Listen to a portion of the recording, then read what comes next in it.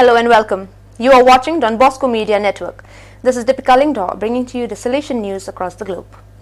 In recent days, in Sesto San Giovanni, the Technical and Scientific Committee CTS of the Don Bosco Social Works has been established with advisory, proposal and coordination functions towards the management and ownership of the Salesian Institute.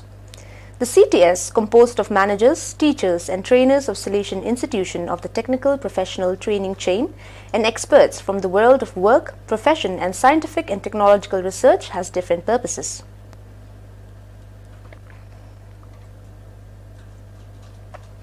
The second phase of the course for the training and development of the skills of the management staff of the Salesian Vocational Training Centers has officially begun. Currently, 79 participants from the Portuguese-speaking countries French and 48 from Portuguese-speaking countries in sub-Saharan Africa are undergoing training, which aims to strengthen their skills in the management of vocational training centers. Moved by faith in God and His people, heir to Don Bosco's preventive system, and in the context of the bicentenary of the national independence, the Salesian province of Peru, whose mission is to train good Christians and honest citizens, renews its commitment to continue working for the construction of a more democratic, just and united Peru. And it does so by spreading 4 Salesian flags, of which below we report the respective motto and clarifications.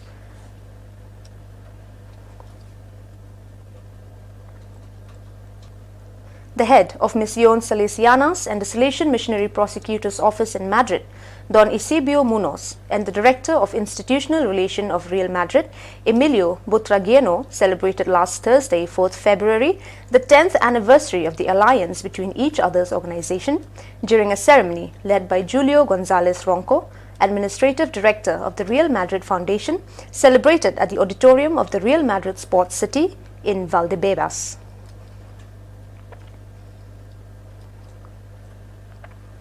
Everything for love, nothing for strength, are the words with which 2 saints have helped each other grow in the love of God. But not only that, they are also the focus of the 6th video seed in the path of dissemination of young Salesians and accompaniment, guidelines and directives.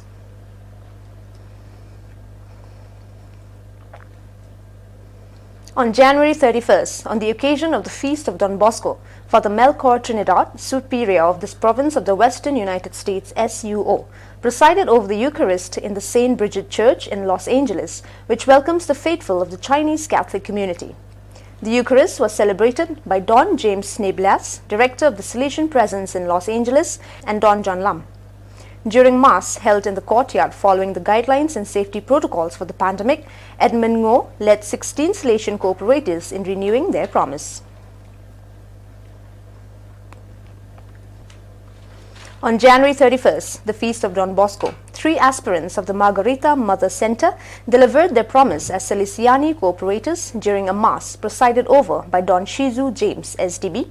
On the same day, 7 other aspirants of the Centro Padre Sergio Cecchi issued the promise during the Eucharist presided over by Father Luis Corrald, SDB.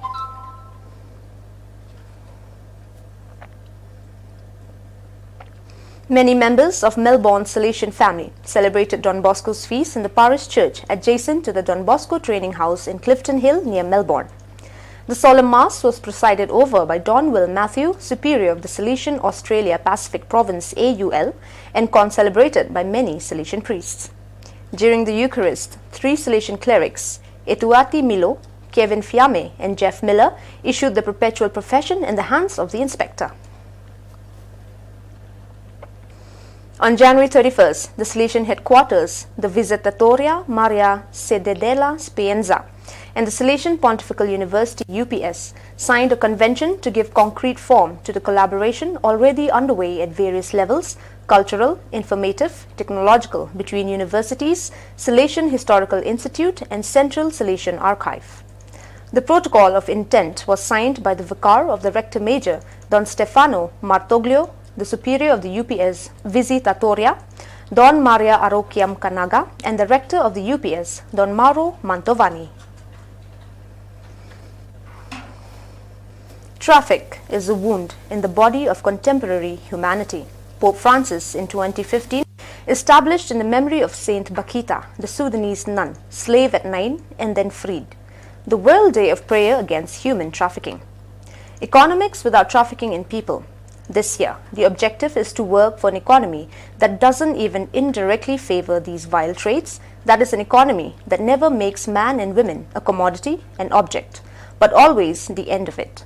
Service to the man, to the woman, but not to use them as goods, Pope Francis. Trafficking in people is an integral part of an economy of exclusion where market rules can destroy the fundamental values of human coexistence based on respect for dignity and environmental protection. Prayer and reflection are precious so that we don't get overwhelmed by the whirlwind of situations and to track together a path for an economy that promotes life and dignified work for all. Only love, which feeds peace, dialogue, hospitality and mutual respect, can guarantee the survival of our planet. Joy.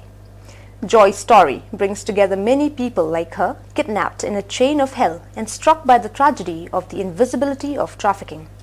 A story as unknown as omnipresent in globalized societies.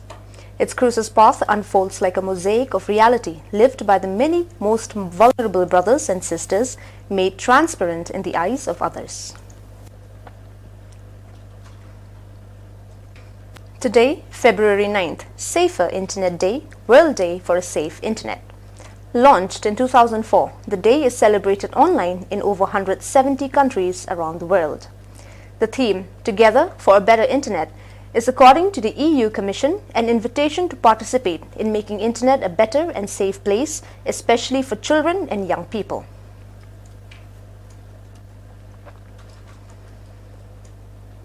Well, dear viewers, that is all we have for you today. Until we meet again, thank you for watching.